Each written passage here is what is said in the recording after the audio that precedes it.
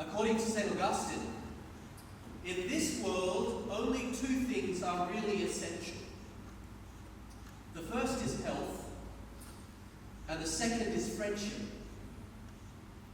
The greatest saints and the most learned of minds have repeatedly spoken of the importance of cultivating true friendship. Not only for the sake of our psychological and physical well-being, but also for our spiritual well-being, for the good of our souls. We need real friends.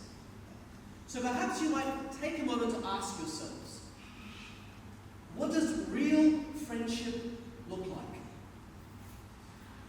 This was a topic of conversation I had with the other priests I've been travelling with during my annual leave. We've known each other for 20 years. We enjoy each other's company. We say Mass together. There's a lot of laughter. There's a lot of banter, good food, good wine, and so forth. But one of the priests raised the question whether, after so many years, our conversations were failing to go deeper. For instance, do we speak more about the stresses of parish life, the cares of life, as our Lord puts it, than about the task of our spiritual progress? In other words, are we actually helping each other to be holy? Because if we are not helping our friends to go deeper in virtue, to grow in integrity and honesty, then it's really possible that this friendship is simply one of utility. You know, we come together because there's something you can do for me that I can do for you. That's it. Or a friendship of pleasure. You know, we come together, for example, because we enjoy good food, or we like the sport, or we have this common interest. In truth, however, friendships based on utility or friendships based on pleasure are not real friendships. Not in the deepest sense. Somewhat counterintuitively, the most indicative sign that you have a real friend is if they have the courage to hold you to account.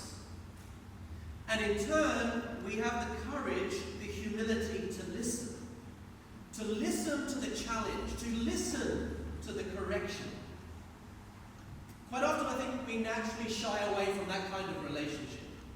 It's certainly easier to keep our relationships at the level of utility, pleasantries, social life, and so forth. But in truth, a good friendship is one where there is a mutual encouragement to grow in honesty and integrity about who we really are, what we really believe, and why. So you could say the reason why cultivating friendship is so essential in this world is because without real friendship, it's very hard to be spiritually awake. Without it, we don't have someone that's helping us to be held to account. Without it, we can fall into the temptation of self-justification. Pope Francis has really warned against this. And self-justification is when we are constantly excusing ourselves from the call to that deeper honesty, the integrity about what's really going on in my heart. And that's a sign, when we're running away from that, that's a sign we're not listening. We're not listening. And if we're not listening, we're sleeping.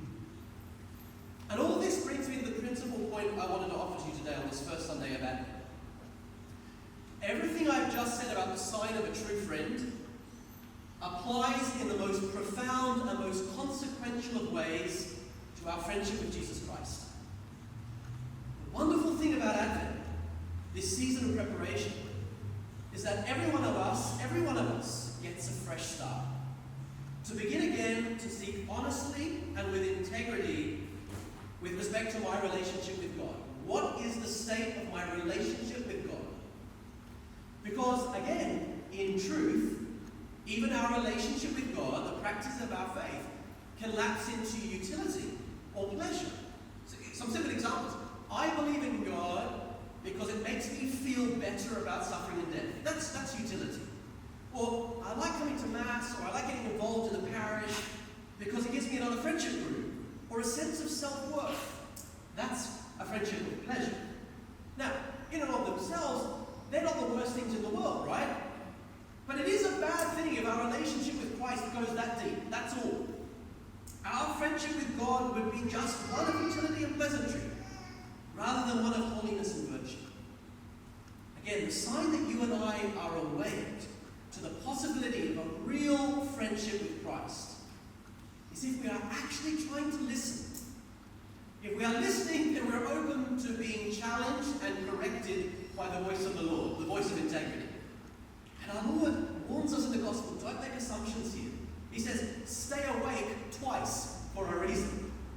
If we are not trying to listen to the Lord, then we are asleep to the Lord. I cannot stress again how vital this is. So I say again, be very wary of the voice of self-justification. Heed this time, heed this really holy time to really invest in your relationship with the Lord. Let's not allow our relationship with God to be coarsened by bitterness or our ego or our pride. Because as our patroness St. Catherine Laboure said, God always speaks to you. God always speaks to you when you approach him plainly and simply. In other words, God will always speak to us when we have hearts that are free enough to listen to his challenge. If our hearts are coarse, our discourse will become coarse and superficial. So my heartfelt hope and my fervent prayer in this Mass is that every one of us here tonight reawakens their friendship with Christ this Advent. If we all learn to listen anew with honesty and integrity, then this whole parish will become truly alive this Christmas. Alive. Alive with a real, unfeigned, unmistakable joy.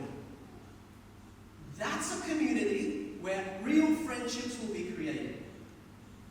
Now let me conclude by saying this. That's not easy. That's not easy. It's really hard. It's really hard. Real friendship with Christ, going deeper, is not easy.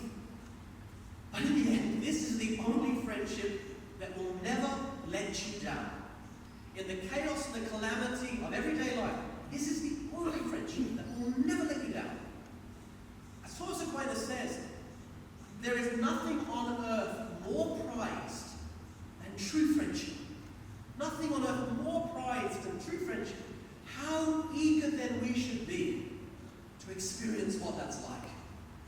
So as we begin this Advent journey, let's each ask for the grace to struggle against the temptation to self-justification, which coarsens the heart, which prevents real friendship. Let us agree to create time and space to listen intently to the voice of the Lord as he challenges our souls. And then, with honesty and integrity, let's make use of the sacrament of reconciliation, so that our parish will be truly enlivened by the taste of real friendship